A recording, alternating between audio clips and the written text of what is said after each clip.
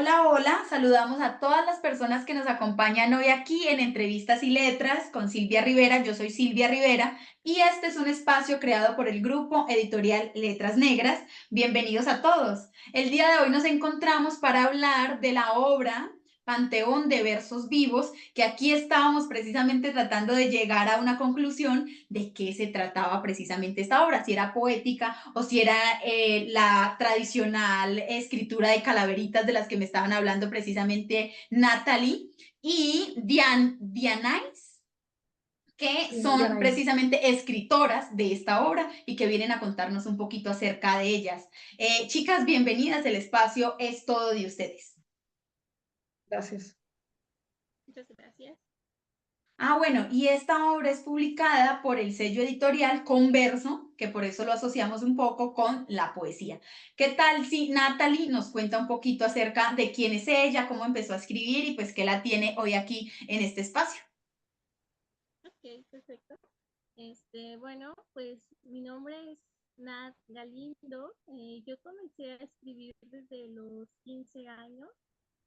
Principalmente lo que me orilló a escribir fue principalmente pues la lectura. Digamos que a la edad de los 12 años, pues comencé a leer pues un autor que se llama Carlos Cuauhtémoc Sánchez. Con Carlos Cuauhtémoc Sánchez es un autor mexicano muy reconocido y con él fue con quien inicié con el mundo pues, de la lectura, ¿no? Y comenzaba temas sobre principalmente pues, desarrollo personal, temas para incluso para un público pues juvenil o incluso también para todas las edades.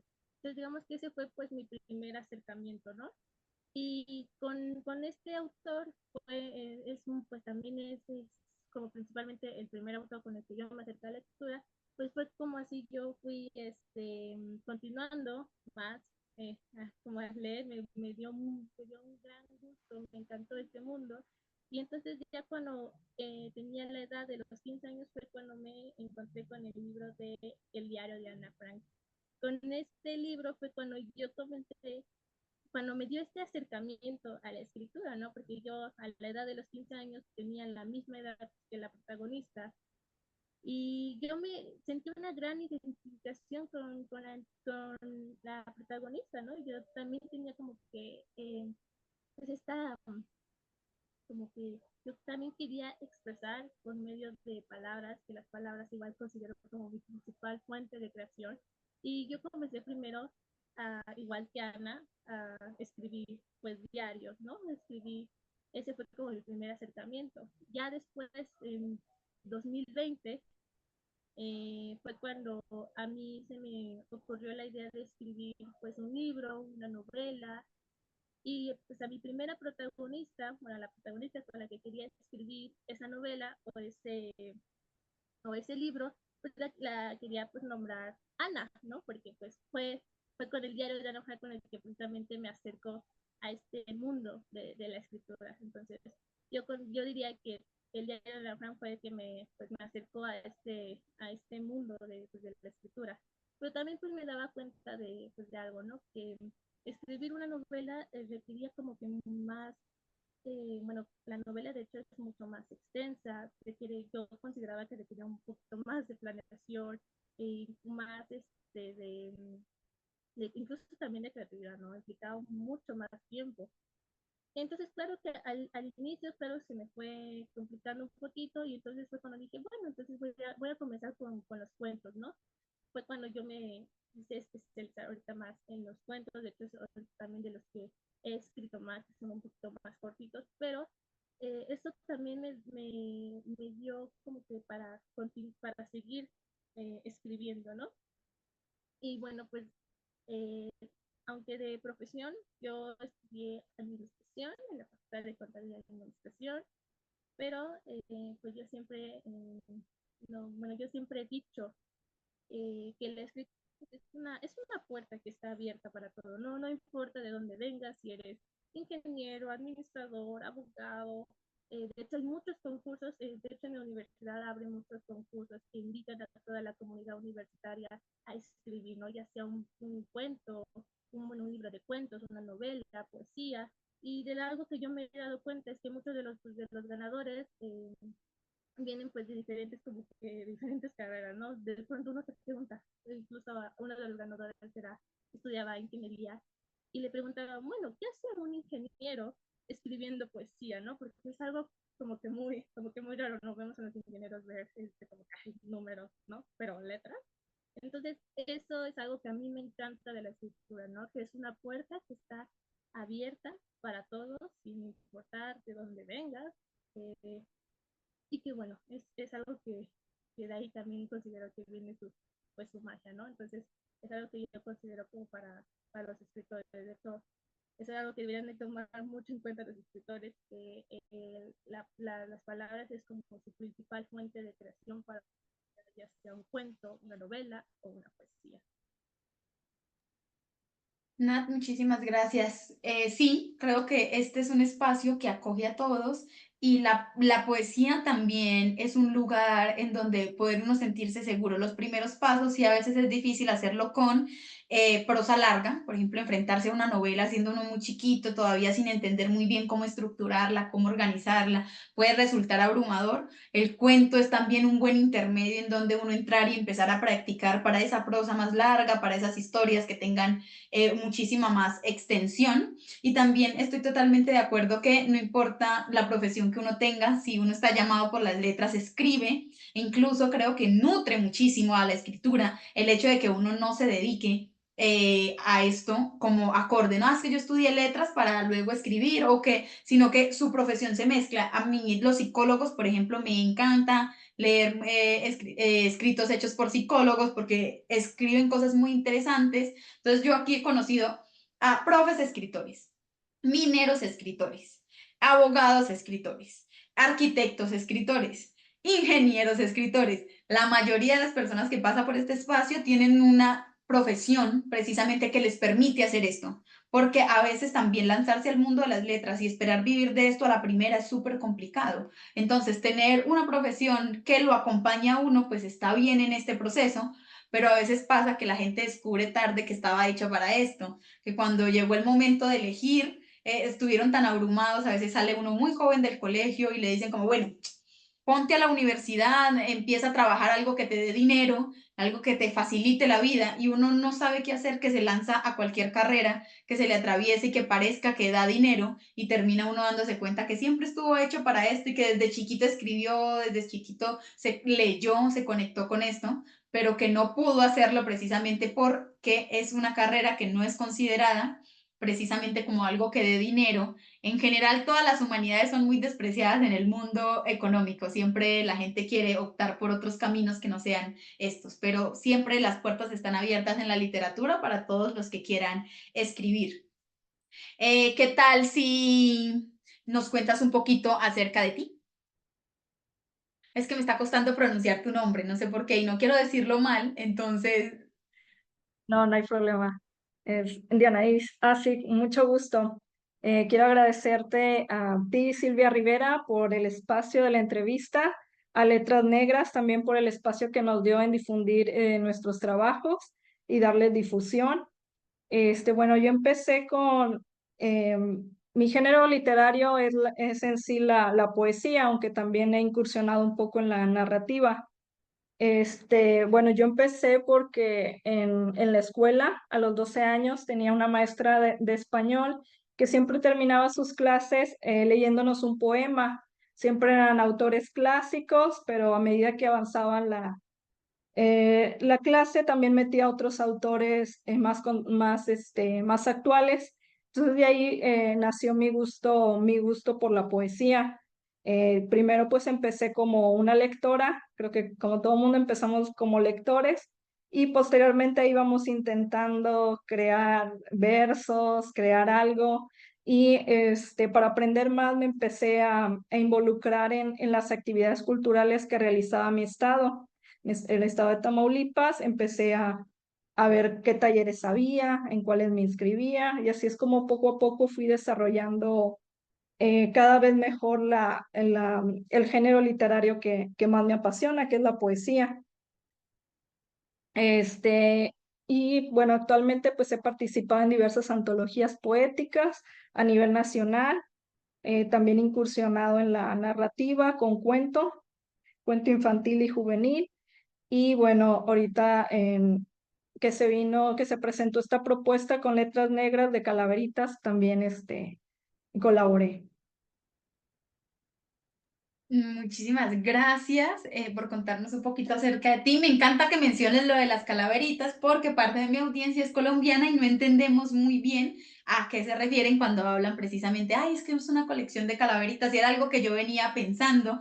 Porque claro, cuando uno escucha calaveritas y piensa en México, piensa precisamente en toda esta tradición ritual en torno a la muerte y me imaginaba algo más como de poesía de terror, no sé, me lo imaginaba por otro lado. Pero me gustaría primero que abordáramos una pregunta que me encanta hacer en torno a la poesía, ¿cierto? Porque yo siento que esto es pues un hecho poético y me gustaría saber si ustedes se han puesto a cuestionar si existe buena y mala poesía. Sí, que ustedes digan, ah, bueno, en el mundo de la poesía puede estar dividida entre lo que es buena poesía y mala poesía, porque es una pregunta que he venido haciendo a las distintas personas para saber su perspectiva, ¿no? Porque yo pertenezco como a un espacio de mujeres poetas y he venido reflexionando al respecto de qué es o buena o mala poesía en función de la forma en la que escriben las personas, ¿sí? Que uno nota que hay muchos poetas a los que les cuesta el lenguaje, la configuración de las palabras, porque no han tenido mucha familiaridad, pero sus imágenes poéticas son hermosas, logran transmitir el mundo a partir de ahí, ¿cierto? Pero muchas veces son infravaloradas por la forma en la que escriben, porque no se acomodan al canon de muchas poesías preexistentes, sino que simplemente plasman el mundo como se les atraviesa. ¿Sí? Y ese mundo aparece a flor de piel con sus imperfecciones e irregularidades y me ha gustado mucho ese tipo de poesía, pero me cuestiono si es que es algo de mis sentimientos o no podemos categorizar la poesía como algo bueno o como algo malo. ¿Qué tal si Nat nos cuenta un poquito a ver qué piensa ella de esto de poesía buena, poesía mala o simplemente poesía diversa?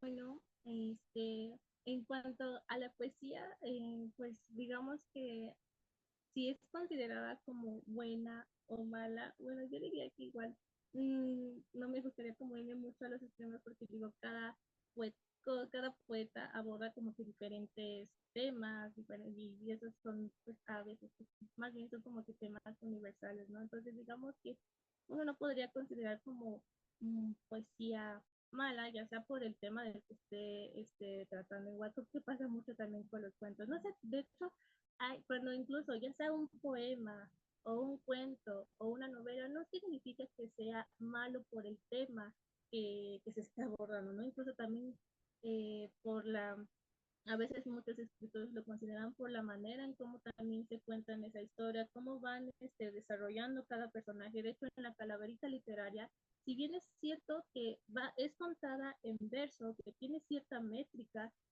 claro que va contando una historia. Las calaveritas literarias van contando una historia, pero a manera pues, de versos, ¿no? De estrofas. Es así como normalmente se está estructurada una calaverita literaria y que claro que tiene este estilo, pues, un tanto poético, ¿no? Pero lo que diferencia a una calaverita literaria, bueno, es que aborda esta historia con un cierto tono, con cierto estilo humorístico, ¿no? Entonces, donde la protagonista es la muerte. Y aquí en México, pues una tradición que tenemos aquí en México es el Día de Muertos, que se festeja el 1 y el 2 de noviembre. Entonces, digamos que esta calaverita se hace principalmente para hacerle este culto a la muerte, ¿no? No como en Halloween, ¿no? Que es hasta terrorista, ¿no? Aquí se le da culto a la muerte y entonces digamos que en la cabeza, claro que se va contando pues una historia y dependiendo también de cómo el escritor aborde esa historia donde la muerte es la protagonista, pues también va a transmitir pues emociones, pensamientos a sus lectores, ¿no? Entonces, yo diría que es principalmente también por eso, mucho también por el objetivo que tenga el escritor o el o el poeta que quiera transmitir a sus lectores, y ya dependiendo de eso que quiera abordar, entonces ya va abordado también el cómo va a contar esa historia, ¿no? Y bueno, esto creo que generalmente también funciona como incluso en los cuentos, ¿no? O en las novelas. También va dependiendo mucho del propósito que tenga pues, también el escritor, en este caso el poeta. Dianaís, ¿qué tal si me cuentas un poquito acerca de qué piensas tú de esta dualidad entre puede ser buena o mala? Y por ahí derecho me haces como una reseñita de para ti que es una calaverita, así como lo acaba de hacer Natalie, que me encantó mucho que mezclaras los dos conceptos de una vez. Claro, concuerdo con Natalie. Para mí no hay poesía, no se puede clasificar ni poesía buena ni poesía mala, sino hay una diversidad en cuanto a la poesía. Es como el género musical, a cada quien tiene sus gustos peculiares por un género, por un estilo. Hay poesía muy tradicionalista, hay poesía que está basada en lo muy regional o muy contemporánea. Eh, entonces, para mí es una gran diversidad que cada quien va yendo hacia qué poetas les agrada, qué poesía le agrada más, qué poetas, qué escritores. Y para mí se trata de eso, de diversidad. En cuanto a si buena o mala, creo que ya dependerá de los críticos literarios en clasificarla cuando se concursa a un concurso y ellos califican según sus estándares de qué se pueda considerar si es buena o mala. Y en cuanto a las calaveritas, bueno, las calaveritas es algo muy tradicional de México. En México existe una gran celebración del Día de los Muertos. Em, la calaverita, bueno, como nosotros los mexicanos, es toda una celebración, no nos tomamos muy en serio la muerte, lo vemos como un proceso natural por el que todos vamos en algún momento a atravesar. La calaverita principalmente está escrita para personajes famosos, pero también la podemos hacer calaveritas para nuestros amigos, familiares, algo más personal.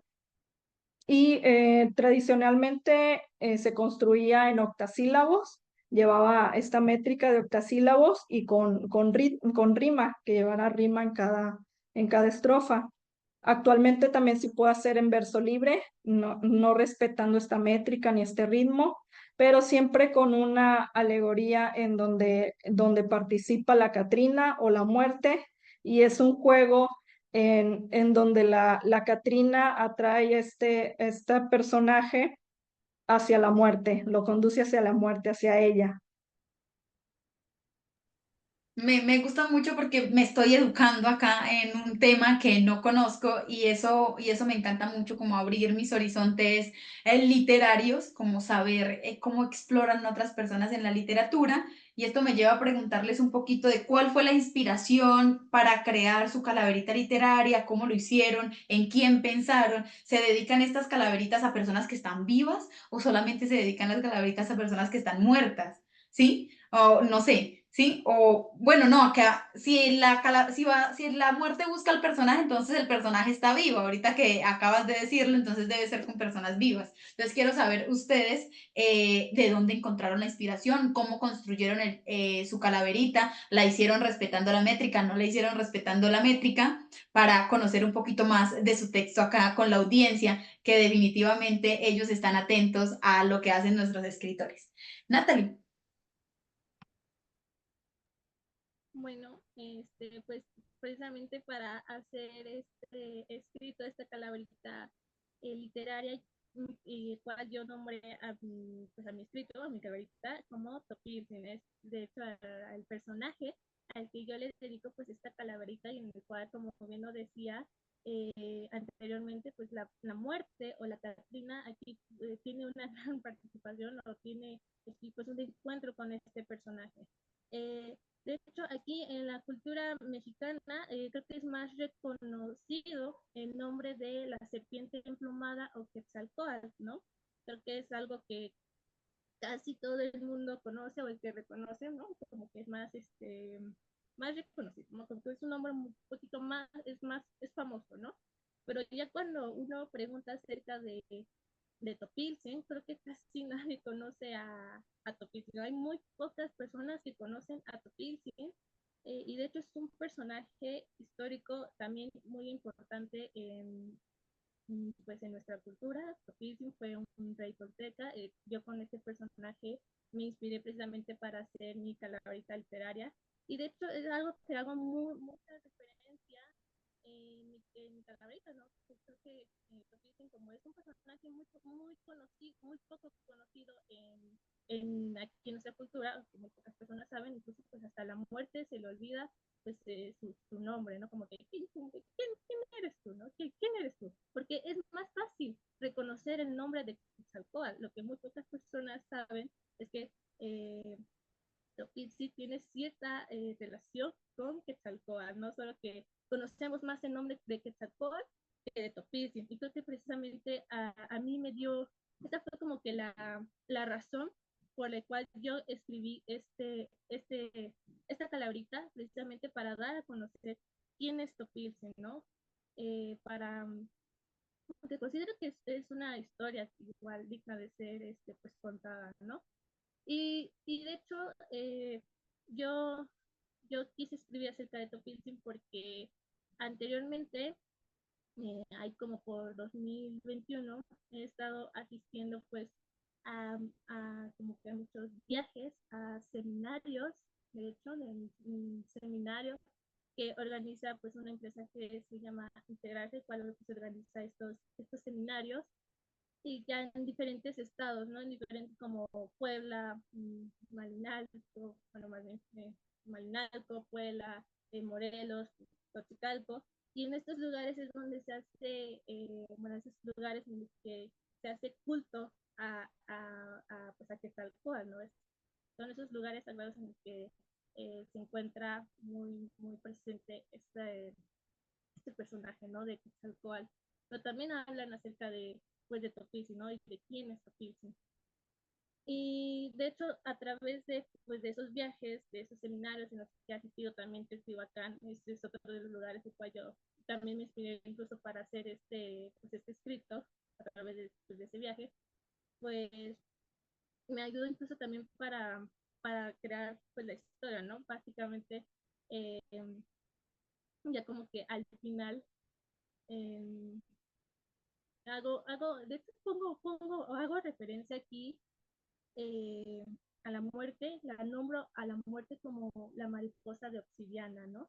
Es algo que a mí me encantó, es algo que yo aprendí en estos seminarios, ¿no? Que la muerte generalmente suele referirse en algunas historias, eh, o leyendas, se suelen referirse a la muerte como una mariposa de obsidiana. Entonces, algo que a mí me llamó mucho la atención es que también el personaje de Topilsin en Nicaragua suele preguntarse de, ¿por qué mariposa? Cuando pensamos en una mariposa, es, es, pensamos que es algo bonito, es algo bello, eh, es algo como que hermoso, pero eh, nos cuesta un poco trabajo pensarlo o asociarlo con la muerte, porque la muerte de hecho es todo lo contrario. La muerte para el humano es algo muy oscuro, es algo muy difícil de abordar, es algo incluso pues hasta doloroso, ¿no? Hablar acerca de la muerte. Y entonces en algún momento Topilsin le pregunta a la muerte por qué llamarte mariposa de obsidiana si la belleza pues no es tu virtud, ¿no? Entonces hay algo de la muerte le responde de manera muy, mm, ¿cómo decirlo? Muy humorista, no, como que muy gracioso, ¿no? Porque de hecho es otra de las características que tiene la carta literaria, que él aborda, eh, que es humorístico, más bien es la palabra humorístico, o también igual lo dice de manera muy coqueta, es que aún así, pues todas las siguen en multitud, ¿no? Sí, de manera pues muy coqueta, ¿no? La, la Catrina.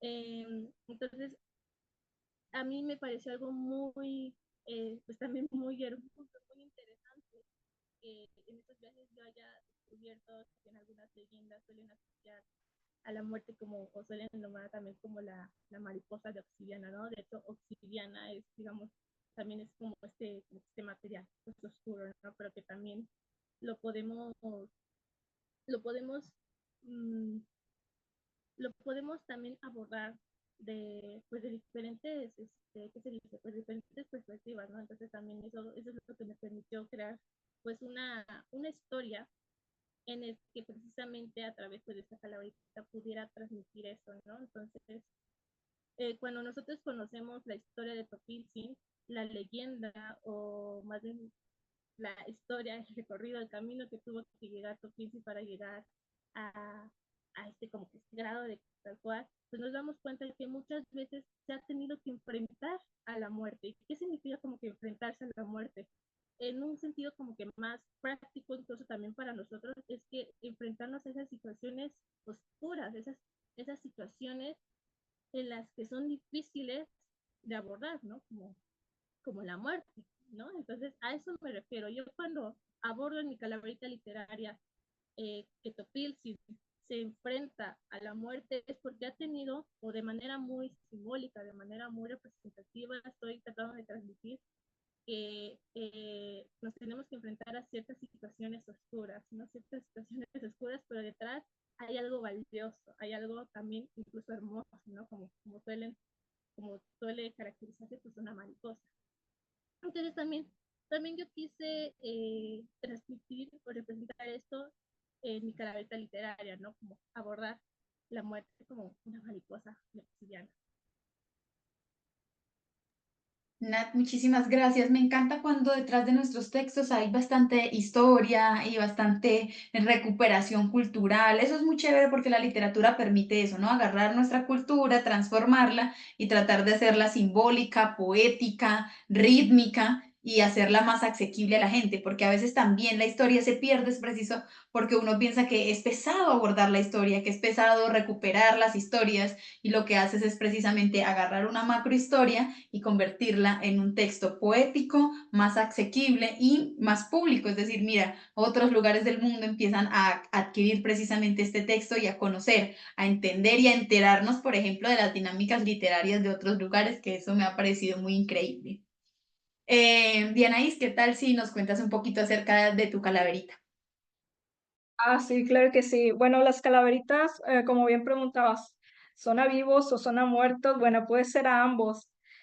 Principalmente pues escriben a vivos, haciendo este juego de hablar del vivo como si estuviera muerto, pero también se puede escribir a forma de epitafios, cómo es que ocurrió la muerte de este personaje cuando ya están muertos, siempre respetando lo que es este juego, esta sátira en un lenguaje pues bastante satírico de cómo es que la Catrina, la muerte, lo va conduciendo hacia la muerte o cómo lo condujo a la muerte.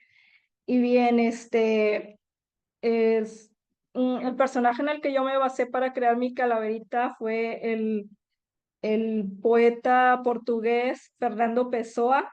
Es precisamente uno de los iniciadores de la poesía de verso libre. Como es un poeta al cual yo le tengo gran admiración.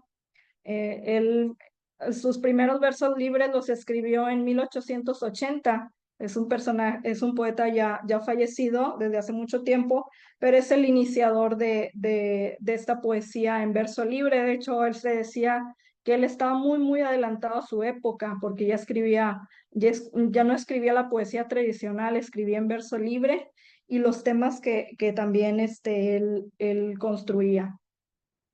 Este personaje me llamó mucho la atención porque él escribía a través de muchos personajes que él llamaba heterónimos. Escribía voces internas que él creaba a distintos personajes y a través de las voces de estos personajes escribía muchas temáticas de diversos poemas, dependiendo del personaje con el cual estaba escribiendo. Y bueno, esta poesía, pues, esta calaverita sin duda, pues se la dediqué a mi poeta favorito. Ay, qué bonito. Me gusta mucho porque yo no soy muy de tradiciones y uno tiene poetas favoritos. Por ejemplo, mi poeta favorita es Alejandra Pizarnik. Pienso que está en mi corazón por siempre, nunca nadie me había entendido tan a profundidad mi alma, entonces es mi poeta favorita, pero no soy tan tradicionalista como para decir, ay, es que la corriente de tal es por la iniciación, entonces me gusta mucho cuando hay gente que dice, este poeta me gusta porque inició algo que hoy me parece a mí atractivo, ¿cierto? Que hoy me parece a mí algo digno de admirar y decido hacerle precisamente este reconocimiento a través de mi arte. Me parece muy, muy bella esta forma de abordar como el pasado. Yo estoy un poco distanciada del pasado porque a veces uno pelea con el pasado porque ha sido duro con uno también, pero abrazarlo también me parece súper bonito. ¿Qué tal si me dicen cuál es el nombre de su calaverita para que el público lo sepa, ya que ustedes están acá, y una palabra que la defina, ¿no? Ahorita hablamos de cuál fue la inspiración, pero ahora quiero que sea sugerente, que nos digan, mi calaverita es esta y lo que la define es esto, ¿sí? Alegría, tristeza, enojo. Bueno, en este caso no les voy a valer la palabra muerte porque ya para mí no sería válida dentro de este ejercicio. Natalie. Bueno, el nombre de mi calaverita se llama Topinci y una palabra que lo definiría sería ah, desafiante, desafiante. Me gusta. Yo le hubiera puesto recuperante, como extrayente, no sé, algo así, pero me gusta, me gusta. Dianaís, Bueno, y mi título, pues es, como hablé un poco acerca del autor, es Calaverita Fernando Pessoa, y cómo la definiría como celebración. Aquí menciono, bueno, ya lo van a estar leyendo los que adquieran esta antología. Em, él es una celebración en la tabaquería, que era el lugar favorito donde se reunía Fernando Pessoa. ay, excelente, me encanta mucho, como que me conmueve precisamente cuando descubro algo nuevo. Ustedes no saben lo emocionante que es para mí y todo lo que había esperado entender que eran las calaveritas.